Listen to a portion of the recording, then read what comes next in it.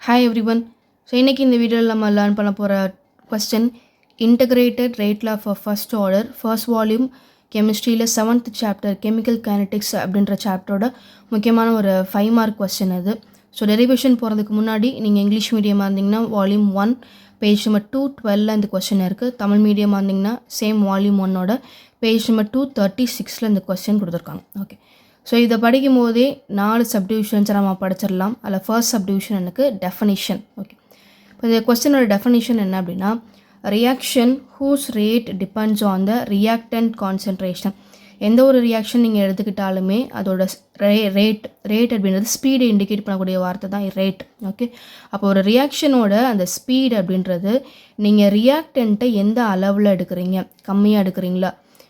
எக்ஸாம்பிளுக்கு சொல்கிறேன். இப்போ நீங்கள் 1 கிராம் போடுறீங்களா, 2 கிராம் போடுறீங்களா, இல்லை 5 கிராம் போடுறீங்களா?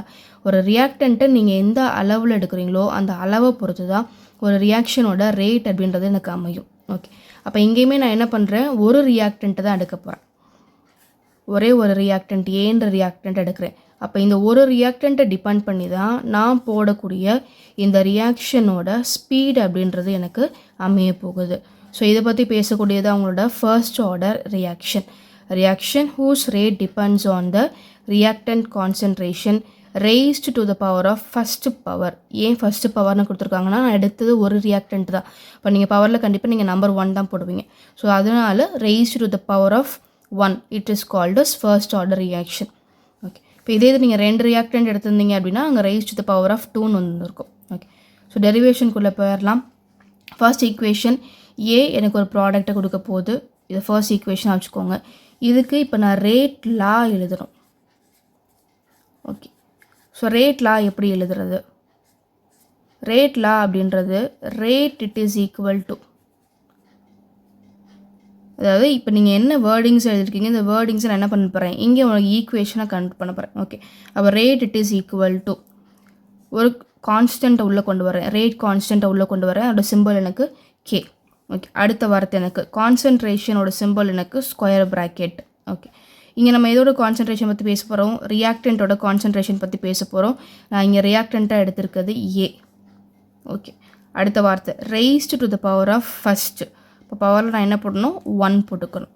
இது என்னோட ரெண்டாவது ஈக்குவேஷன். ஓகே, அப்போ ஃபஸ்ட் ஈக்குவேஷன் ஒரு ரியாக்ஷன் போடுறோம், ஏ gives the product, அது ஃபர்ஸ்ட் ஈக்குவேஷன். அடுத்து இந்த டெஃபினிஷனை நான் என்ன பண்ணுறேன், அப்படியே ஒரு ஈக்குவேஷனாக கன்வெர்ட் பண்ணுறேன். அப்போ அடுத்த வார்த்தை ரேட் இஸ் ஈக்குவல் டு ரியாக்டண்ட்டோட கான்சன்ட்ரேஷனோட சிம்பிள் எனக்கு ஸ்கொயர் ப்ராக்கெட். இங்கே ரியாக்டண்ட்டை நான் சூஸ் பண்ணியிருக்கிறது A raised to the power of first. அப்போ பவரில் என்ன போடுங்க, 1 போடுங்க. இந்த கே அப்படின்றது ரேட் கான்ஸ்டன்ட்டோட சிம்பிள் தான் எனக்கு கே. எப்போவுமே ஒரு லா எழுதும்போது கண்டிப்பாக கான்ஸ்டன்ட்டை உள்ளே கொண்டு வந்தே ஆகணும். ஓகே, இப்போ அடுத்து என்ன பண்ணுறேன், இந்த ரேட்டுக்கு நான் ஒரு ஃபார்முலா கொடுக்குறேன். minus d of a divided by dt is equal to, இது அப்படியே எனக்கு ரிப்பீட் ஆகும். anything to the power of 1 எனக்கு அதே ஆன்சர் தான். ஸோ அதை அப்படியே நான் போட்டுக்கிறேன்.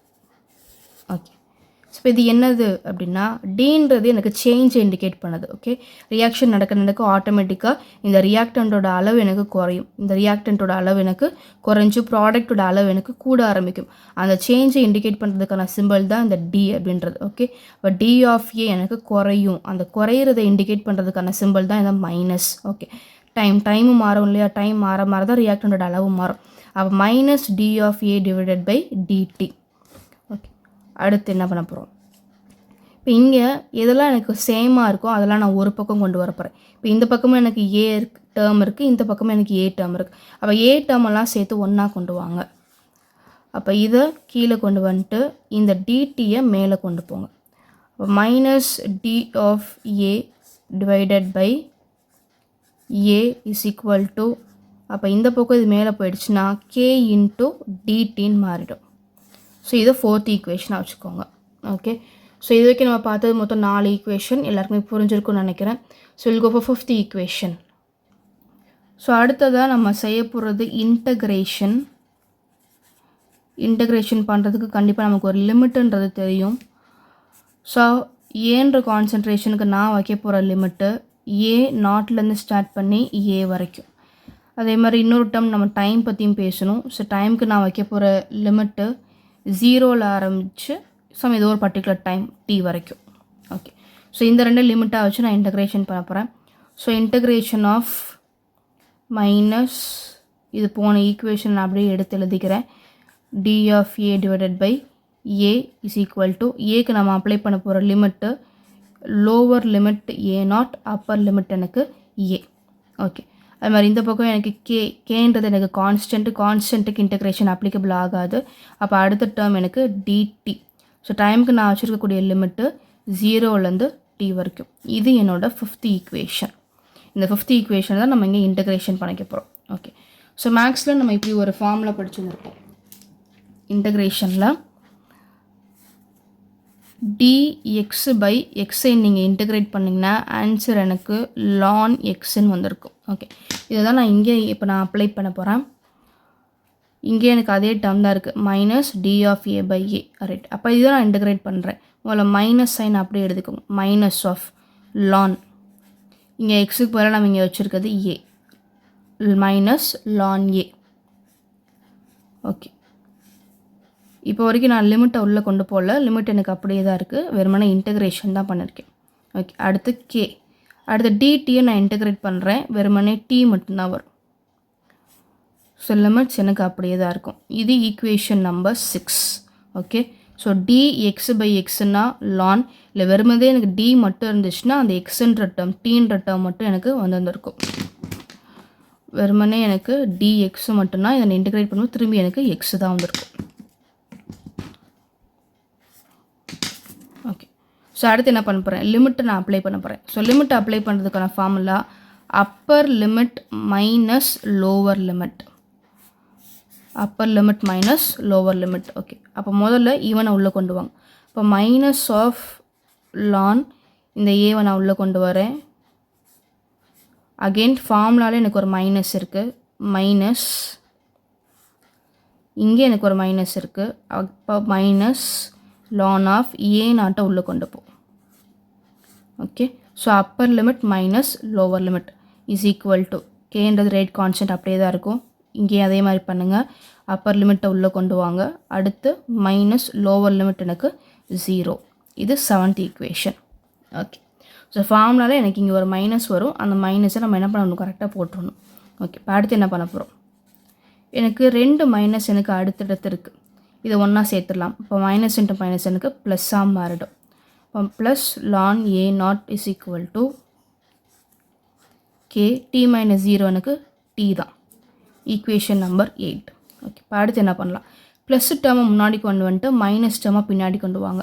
ப்ளஸ்ஸை முன்னாடி வச்சுக்கோங்க, மைனஸை பின்னாடி கொண்டு போ.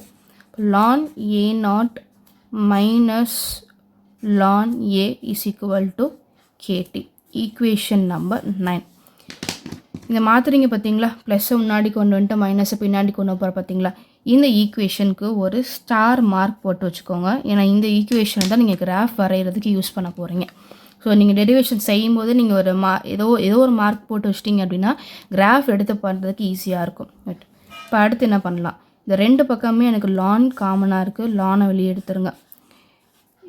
எப்பவுமே லானை வெளியே எடுக்கும்போது நடுவில் என்ன சிம்பிள் இருக்குதுன்னு பார்க்கணும். மைனஸாக இருந்தால் நீங்கள் பண்ண வேண்டியது டிவிஷன், அதே இது ப்ளஸ்ஸாக இருந்தால் நீங்கள் பண்ண வேண்டியது மல்டிப்ளிகேஷன். ஓகே, ஸோ லானை வெளியே எடுக்கும்போது நல்ல என்ன சிம்பிள் இருக்குன்னு பாருங்கள். மைனஸாக இருந்தால் டிவிஷன் போங்க, ப்ளஸ்ஸாக இருந்தால் மல்டிப்ளிகேஷன் போங்க.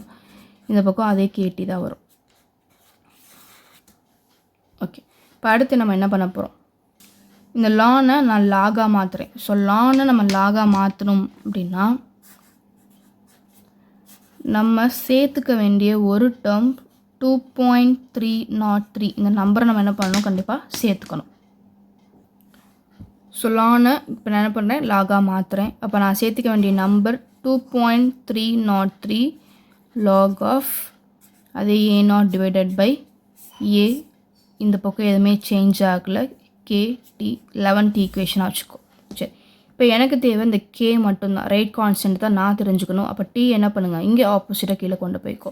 அப்போ K is equal to 2.303 divided by T log of a0 divided by a இதுதான் நம்மளோட ஃபைனல் ஈக்குவேஷன், 12th ஈக்குவேஷன். ஓகே, ஸோ இதோட உங்களுக்கு டெரிவேஷன் முடிஞ்சிருச்சு. ஸோ அடுத்ததான் நம்ம பார்க்க போகிறது கிராஃப். ஸோ முன்னாடி நம்ம டெரிவேஷன் பண்ணும்போது என்ன பண்ணியிருந்தோம்னா, அந்த சைனை சேஞ்ச் பண்ணுற ஈக்குவேஷன் நம்ம என்ன பண்ணுவோம், ஸ்டார் மார்க் போட்டு வச்சுருந்தோம் இல்லையா. 9th equation. சம்டைம்ஸ் நீங்கள் செய்யும்போது உங்களுக்கு இந்த நம்பர்ஸ் மாறலாம். நான் செய்யும்போது எனக்கு நம்பர் 12 ஈக்குவேஷன்ஸ் வரைக்கும் வந்திருக்கு. மேபி நீங்கள் ஒர்க் அவுட் பண்ணும்போது உங்களுக்கு நம்பர்ஸ் மாறலாம். அப்போ நீங்கள் என்ன பண்ணலான்னா, இந்த டேர்மை ஞாபகம் வச்சுக்கோ. எந்த ஒரு ஈக்குவேஷனில் ப்ளஸ்ஸை முன்னாடி கொண்டு போய்ட்டு மைனஸை பின்னாடி கொண்டு வரையோ, இந்த ஈக்குவேஷன் தான் நம்ம என்ன பண்ண போகிறோம், கிராஃபுக்கான ஈக்குவேஷனாக எடுத்துக்க போகிறோம். ஸோ கிராஃபுக்கான equation ln a0 minus ln a is equal to kt. இதுதான் நம்மளோட கிராஃபுக்கான ஈக்குவேஷன். ரைட். ஸோ இங்கே நம்ம என்ன செய்ய போகிறோம் அப்படின்னா, 2 டேர்மை நான் அப்படியே இன்டர்சேஞ்ச் பண்ணிக்கப்போம். அதோட பிளேஸை நான் அப்படியே மாற்றிக்க போகிறேன். அப்போ ln a0 minus kt is equal to ln a. இந்த 2 டேர்ம்ஸோட பிளேஸை மட்டும்தான் மாற்றுறேன், மற்றபடி இந்த மைனஸ் எனக்கு அப்படியே தான் ரிப்பீட் ஆகும். ஓகே, இது அப்படியே நம்ம மாற்றி எழுதிக்கலாம் நம்மளோட கம்ஃபர்டபுளுக்காக தான். ln a is equal to ln a0 minus kt. Okay, இப்போ இந்த ஈக்குவேஷனை நான் என்ன பண்ணுறேன், என்னோடய ஸ்ட்ரெயிட் லைன் ஈக்குவேஷனோட நான் கம்பேர் பண்ண போகிறேன். என்னோடய ஸ்ட்ரெயிட் லைன் ஈக்குவேஷன் எனக்கு y is equal to y is equal to c plus mx. இதுதான் நம்மளோட ஸ்ட்ரெயிட் லைன் ஈக்குவேஷன். இதோட நம்ம இங்கே கம்பேர் பண்ணி பார்க்க போகிறோம். ஓகே, அப்போ இங்கே இந்த ஈக்குவேஷனோட கம்பேர் பண்ணும்போது என்னோடய ஒய்யோட டேர்ம் எனக்கு ln a. இதுதான் என்னோடய ஒய் ஆக்சஸ். ஓகே, இப்போ அடுத்து இந்த எக்ஸுக்கு நேரம் என்ன இருக்குதுன்னு பாருங்கள். எக்ஸுக்கு நேரம் எனக்கு நேரம் இருக்குது t. So x axis y axis கண்டுபிடிச்சிட்டோம். அடுத்து இங்கே என்ன சைன் இருக்குதுன்னு பாருங்கள். உங்களோட ரேட் எம்ன்றது எனக்கு ஸ்லோப்பை இண்டிகேட் பண்ணும். அப்போ ஸ்லோப்புக்கு மேலே என்ன சைன் போட்டிருக்கோம், மைனஸ் சைன் போட்டிருக்கோம். அப்போ சின்ஸ் எம்மோட வேல்யூ நம்ம கண்டுபிடிச்ச ஈக்குவேஷனில் மைனஸ் சைன்ன்றதுனால நமக்கு கிடைக்க போகிறது ஒரு நெகட்டிவ் ஸ்லோப். ஓகே, அடுத்தது இந்த சீன்றது இன்டர்செப்டோட வேல்யூ எனக்கு இங்கே ln a0.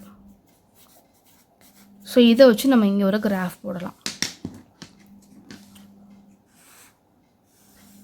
Okay, so X ஆக்சஸில் எனக்கு டைம் t, ஒய் ஆக்சஸில் ln a.